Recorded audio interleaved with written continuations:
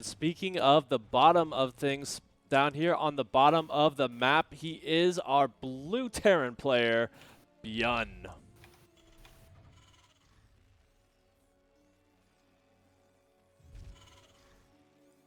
And his opponent up here in the top, representing the red corner, he is CLEM.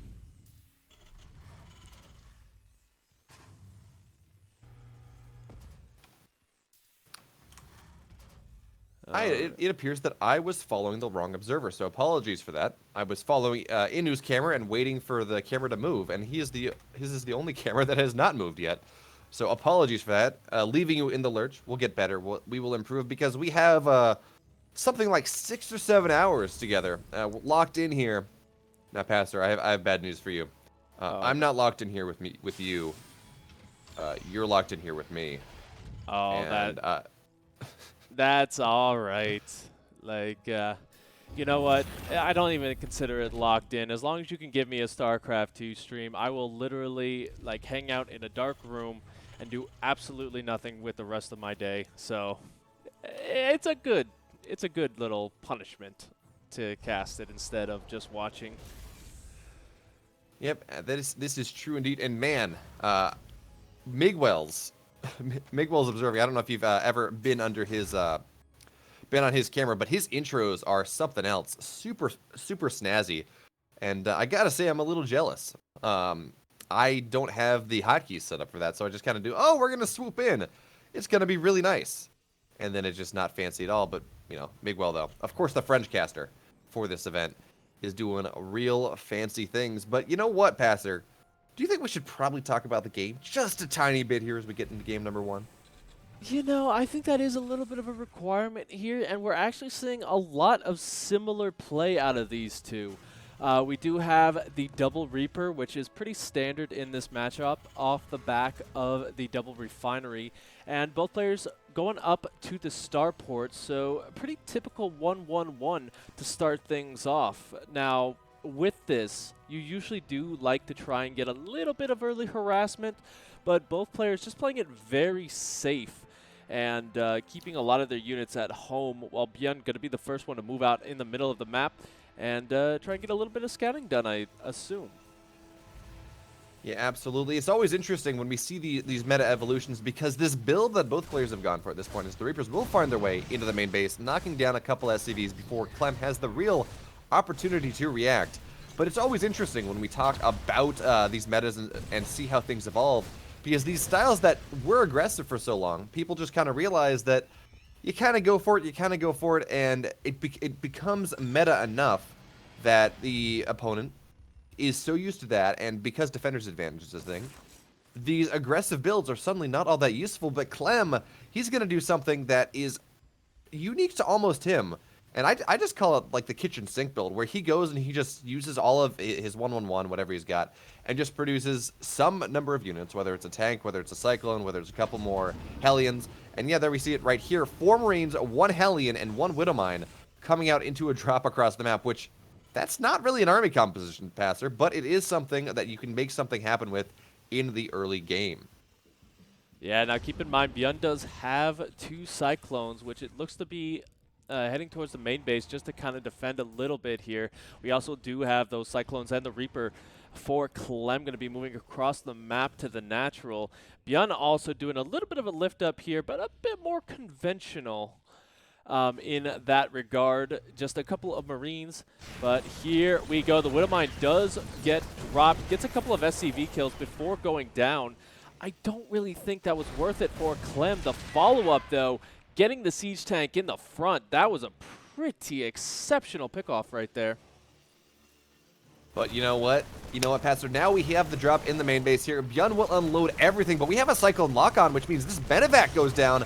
The trick, though, is the Cyclone's going to die. There are not enough Marines here, and BYUN, yeah, he took some damage, but he is going to do that damage in spades back to our French Terran player here. 5 workers will go down. Yeah, a tank won't die, but the Cyclone will go down. So this is a minorly favorable trade here for BYUN. And actually, if you look at the supplies, BYUN, he is 7 workers ahead all of a sudden. Oh man, that is actually a pretty nice lead to start things off. We do see him throwing down that third TC much faster than our French Terran player as well. And that's really just the thing about BYUN. When he starts to get ahead, he starts to take a little bit more of a risk. He lives for the mid game. He just wants to get in your face, and he never wants to stop pushing once he starts to get that momentum going. And we should be seeing him. It looks like he's gearing up for an attack, as we don't really see him sieging up any of his units except for that one siege tank in the front. So we might see him be pushing out here with his little bit of an advantage. Yeah, and we do see a drop coming on into the right-hand side here of the main base. Actually, that may just be a Raven on the upper right-hand side of Clem's base here. BYUN trying to get something extra done. There we go. Raven does go in. A couple auto turret shots will go down.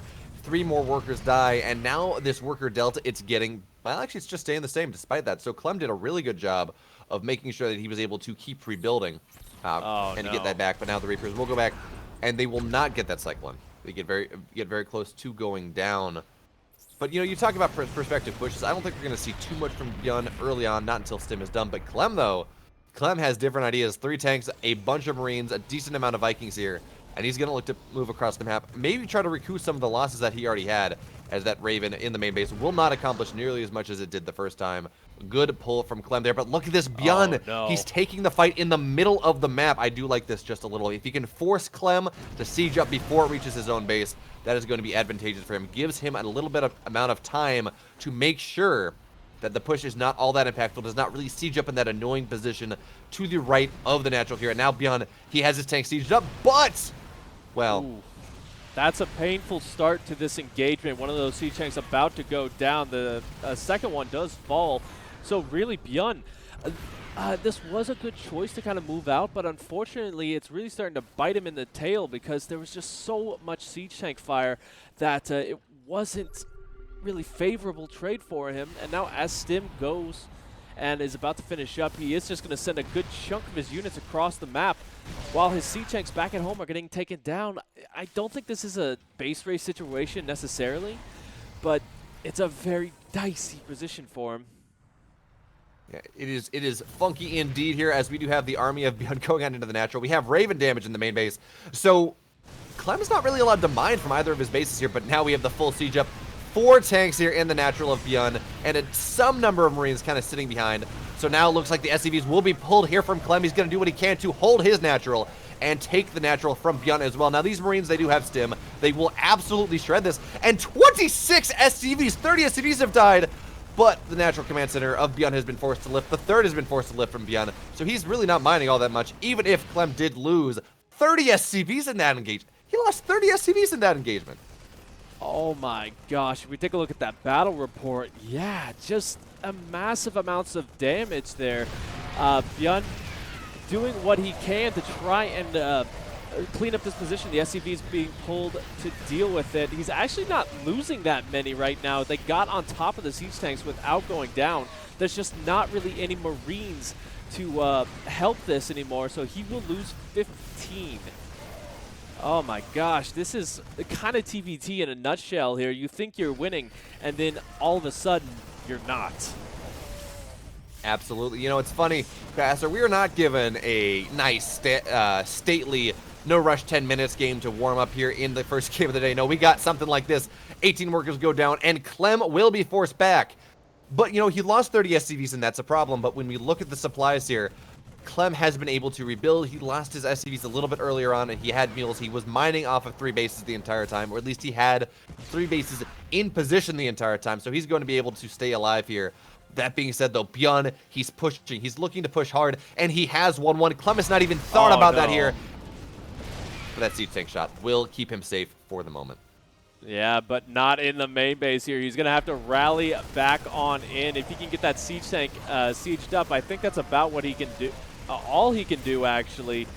A little bit of a strange move, because he is going to get quite a few of these Marines, maybe a couple of additional SCVs, but he's going to have to keep the medevacs alive. I think that's going to be the real crux for BYUN, is just keeping some of those gas-intensive units steady. This one Marine doing a little bit of damage in the natural as well, but 10 additional workers. It was actually super even. after that last couple of fights. But now with that 10 worker lead, my gosh, this game is a clown fiesta, and it is perfect since we are on the NA server. You know, NA, we are powerful clowns, but you know, the one thing that should be mentioned here, Clem, it's not like, oh, he's going to be able to get his 1-1 get started rather soon, etc., etc. He does not even have any eBays on the way. Not even, well, not on the way, but none done either. So Clem is going to be stuck on this just, I'm going to try to build a bunch of army, and I got to kill my opponent. I'm not going to have upgrade parity at any point in this game. As the Raven swoops on into the main base once again of Clem, but Clem, he's got a drop of his own into the third base, looking to do some equalizing damage, but the tank is not seized up in the natural, and BYUN, he's going to be able to find his way on in. Looks like, though, there will be enough here, and the equalizing damage in the third is not going to do a ton, but now Clem, he's got his drop on into the main base, but BYUN is absolutely on top of things. Only 2 workers will go down, and it looks like BYUN will be able to snap this medevac down as well. There we go. BYUN on top of things here in this game number 1. I think that's kind of the big story of this game. Just both of these players are getting in there. They are getting that SCV damage, but BYUN is just taking a lot less of it, you know? So he's not really feeling the pinch. He still has all 3 bases up. He's dropping mules wherever he can, and still has a 5 worker lead that is just narrowly being taken down here because he has stopped all SCV production. And honestly, I think that's really what's kind of propelling him a little bit forward here, because Clem still, every couple of seconds, that Raven is dropping. He's forced to get off his income.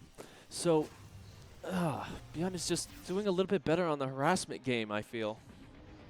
And that, and well, because of the fact that BeoMulf has been mining so much more for so long, BeoMulf, he's got a 20 army supply lead. He has upgrade leads. Clem has started his 1-1 now, but 2-2 is going to be done before the 1-1 of Clem. And now BeoMulf is going to stim on in here, targeting this orbital down. Will he actually choose to target that down? No, he's just going to kill a bunch more SCVs, and he will get that target anyways. But Clem has enough to defend. The orbital will stay alive. 14 more workers go down, and now Clem, he's going to stim on out of his base here, trying to get on top of these tanks before the Marines are there, and he will be able to get both, but at what cost, Passer? At what cost? Well, the cost of a medevac. No cost at all. Yeah, that was actually a pretty good trade, I gotta say. Absolutely. Actually, that's a really good trade for Clem. Granted, though, he's still down 22 army supply. He is still down 9 workers as the Raven will find its way. This is the most effective Raven I think I've seen in a TVT in months. I don't even... How many kills does that Raven have? 22 kills. Oh my goodness. BeoMulf just really... That's the thing. BeoMulf's very good at finding value out of every single one of his units. I mean, that's kind of... he's a micro-intensive Terran, but he's really showcasing just units we don't see usually get that much kind of damage. Now, we're still in a pretty back-and-forth game, so Clem does need to put on a little bit of pressure. Like you said, he is down in the army supply, but BeoMulf going to dive on top of him before he is sieged up. A couple of those siege tanks do manage to get a couple of shots off, but it is not enough. Clem cleaned up below 100 supply, and he is down and out. You know what, Pastor? We talk about things. At the end of the day, there was no way BeoMulf was losing that fight, even if there was army supply parity, even if actually Clem had a lead for the most part, because that was a 3 upgrade lead with the Marines. And because of how Marines work, because of how fast they fire, upgrades matter so much in that type of mirror fight. It's not like it's kind of a bunch of colossi and they hit hard regardless, so it doesn't really matter. No, 3 upgrades in a Marine fight is probably one of the most impactful way that 3 upgrade differential can be. And well, BeoMulf, he had a 30 army supply lead on top of things. You just saw his Marines; they took no damage from the Marines of Clem there, and he was able to sweep his way through. And now, while we're getting ready to move on into game number 2, once we get everything set up, it will of course be on Lightshade for game number 2. Indeed. No, Passer. Hello. Yeah. What do you think about this map from a TVT perspective? It's not a bad map from a TVT perspective. There are some decent locations where you can kind of siege up, get that kind of nice positioning, which is really favorable in these kind of games. But yeah, just kind of taking a look at it, you know, you do have those more standard third base locations. I think this is the most equal map we're going to get. Yeah, you know what? There are definitely some positions that you can siege up right outside of the natural. Actually, we saw Innovation do that in the DreamHack Last Chance tournament. And I forget again the Terran he was playing, but he just hit that siege. I know it was against Terra Marine in the group stage. And he just kind of hit that siege up position, actually in multiple games, and just ended the game. The 2 games that he won, he just got that chokehold right outside the natural. Terra Marine couldn't do anything about it, and that was how the game ended. And that is always the vulnerability when we're looking at a TBT. That there's always the room for that. But hopefully CLEM, hopefully BYUN, that's not really going to happen. Because that means our games would be short, and that would be very sad indeed. I don't know. Sometimes a short game can be fantastic, but you are definitely right that I want these guys to be slugging it out for a long time. So let us introduce, speaking of slugs, up here in the top, the sluggiest Terran. In the blue, he is BYUN.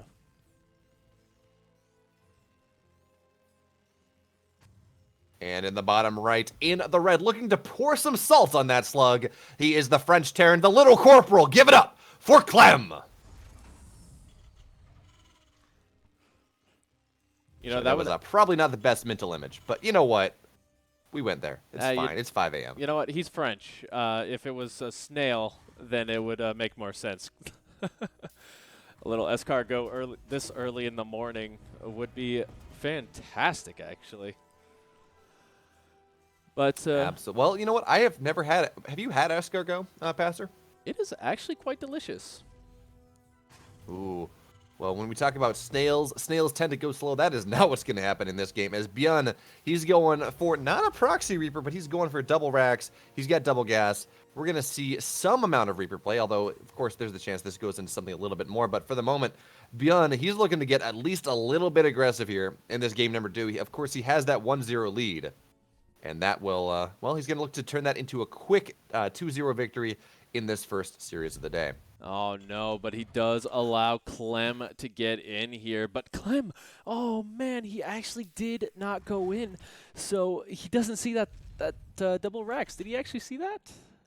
He didn't. No, he did not. He just went up in the main base. He said, ah, yes, I see there's nothing building near this barracks. He's actually seen nothing whatsoever. And no, never mind. This is not, I was going to say, I wonder if this is CLEM going and he's going to proxy something himself, so he doesn't really care. But no, he is taking a low ground command center against double Reaper. Ooh. Now, with this build, you often see that second barracks, you see it proxied somewhere on the map. That does happen. That's not what we see here from BYUN. So he's functionally playing a proxy Reaper build, but not proxying the Reaper. So those Reapers will show up a little bit slower. And there is one Reaper at home and a Reaper on a Marine, which means for the moment, CLEM can theoretically fight this, but as we do have more Reapers on the way, as this factory will finish up, as more Hellions will come on and join the aggressive force of BYUN here, this is going to be problematic. The bunker's not done. Yeah, and then looking at it, the first Reaper's actually going to go down a little bit, I don't want to say sloppy, but very kind of tricky situation there for BYUN. Losing that first Reaper does mean he loses all that forward momentum. And we'll have to wait to kind of reinforce. So that will allow the bunker to finish up. That will keep the front safe.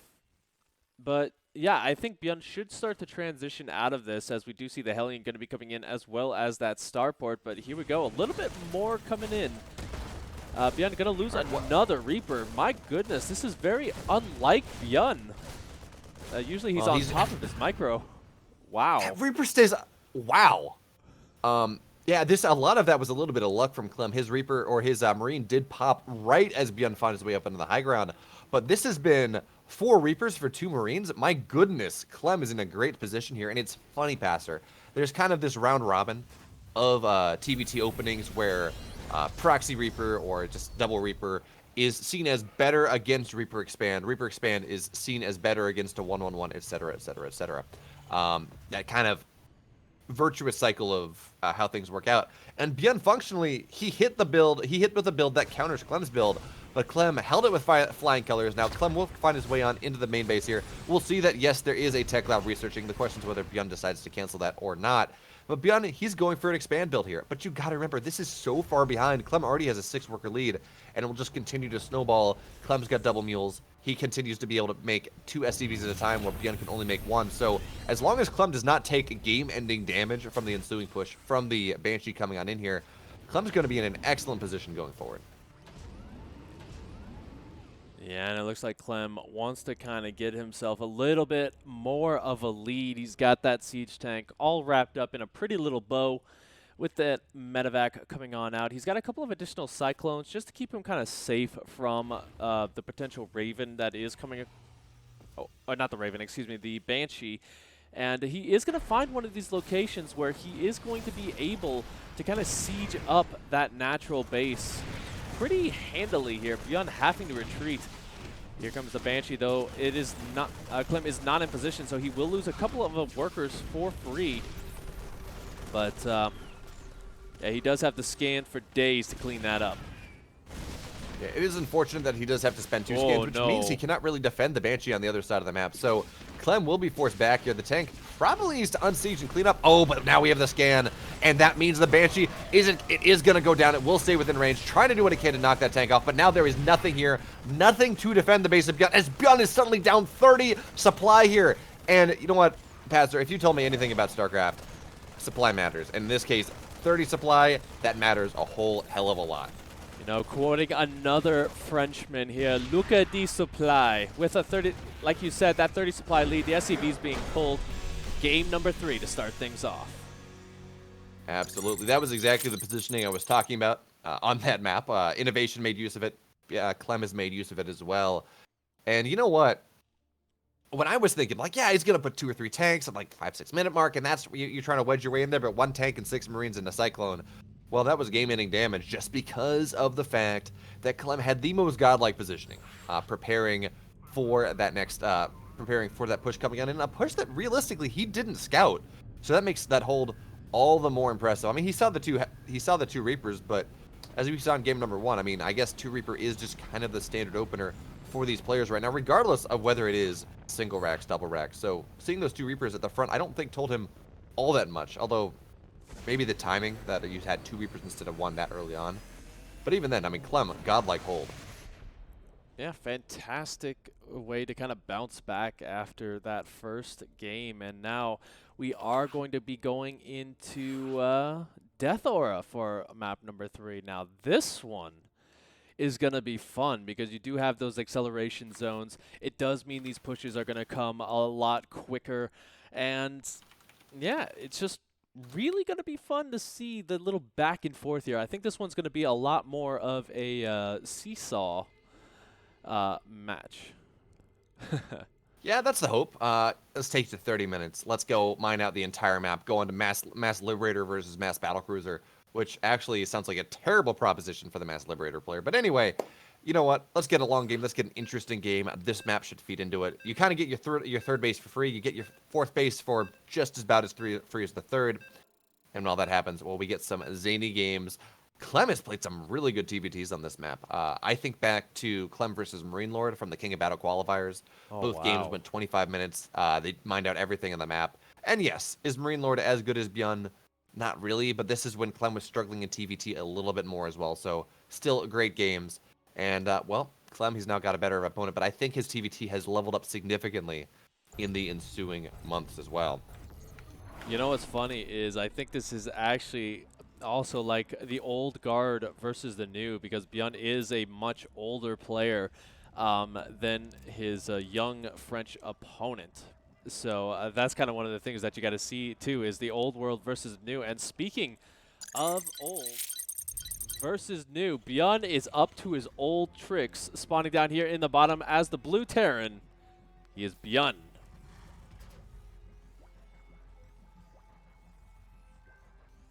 And in the upper left, in the red, looking to sniff out those dastardly plots from the zany BeoMulf for Team Liquid, he's Clem.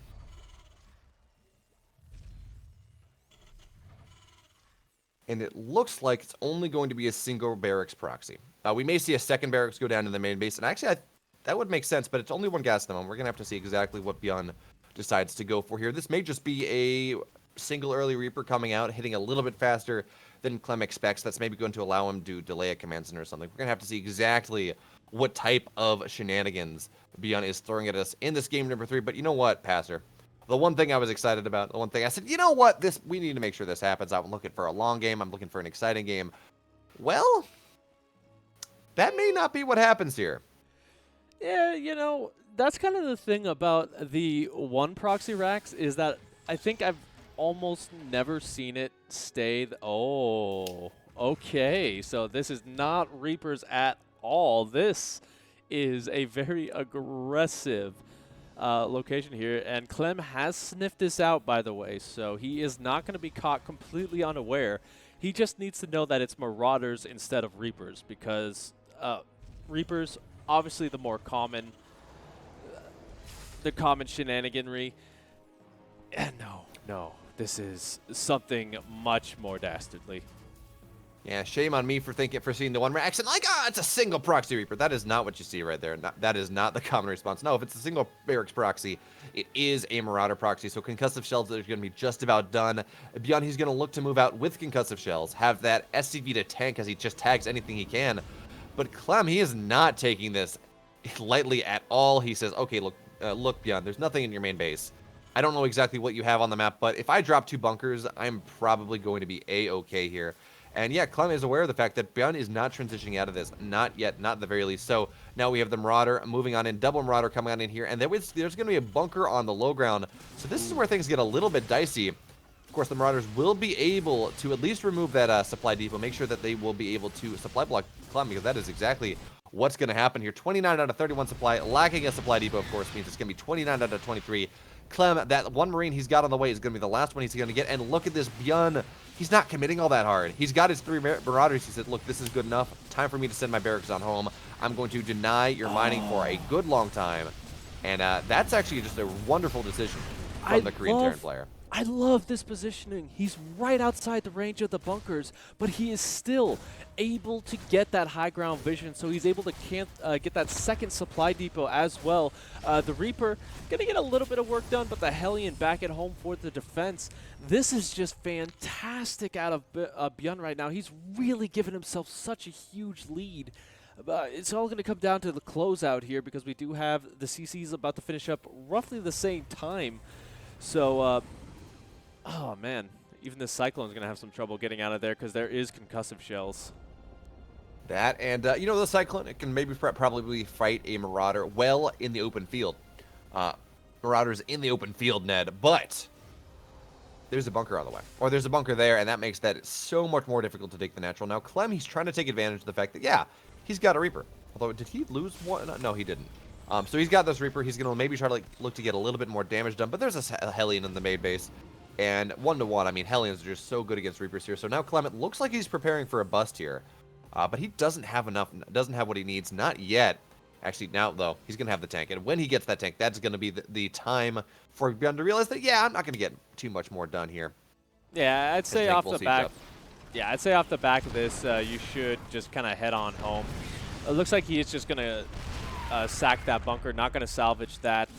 Clem, though, going to be moving out, trying to take advantage of the fact that there's not really that much Marine production for BeoMulf. But I don't think he really has enough to kind of push out, so he's just going to, like you said, just get rid of that contain. And we've normalized, essentially. Yeah, I was going to say, you know, you talk about leads here. Well, you know what? Losing those supply depots is annoying. Having to rebuild them is annoying, absolutely. But, I mean, Clem and BeoMulf, they're taking their natural at just the same amount of time. I think BeoMulf landed like 5 seconds faster. Up workers, just about the same. Army supply, just about the same. Well, upgrades, I mean, sure, concussive shell is a thing for BeoMulf, but that's not really going to factor into this game at all, unless Clem decides to go Mac, which, I mean, let's be real here, he's Clem, he doesn't play Mac. Unless it's Light Shade against Zerg, but that's a different story. And, well, we're just going to have to see where the game goes from here. It's, you talked about it normalizing, that is exactly where we are. What I will say, though, Clem, he's realizing that, yeah, I'm not going to come under too much threat for the time being. I pushed your assault back. I survived it. I'm totally fine. So what do you do when your opponent's early aggression doesn't get all that much done, Passer? You expand. You expand. You advance your potential economic lead into an actualized one. Indeed. And go from there. Indeed, indeed. And I mean, that's kind of what CLEM is going to do best here. Once he starts to get that lead kind of going, like I said, TVT, it's a very seesaw matchup. 1 second you're winning, the next second you're not. And yeah, just any sort of additional production that you can get is just fantastic for that. Now, we got to remember, game number 1, he didn't go for the upgrades. He tried to kind of overwhelm BYUN Zerg style. It didn't work for him. So we'll have to see if he can kind of get those upgrades, which it does look like he is going to get that 1-1 pretty soon here, just a little bit behind BYUN. Yeah, I mean that's the trade you make. You take your third base really fast. Okay, your upgrades might be a little bit later just because there's only so much money on the map, and that's fine. The key point here is it's going to be like a 10-second timing window, 10-15 second timing window. It's not going to be 2-2 versus 0-0. So, you know, there's that.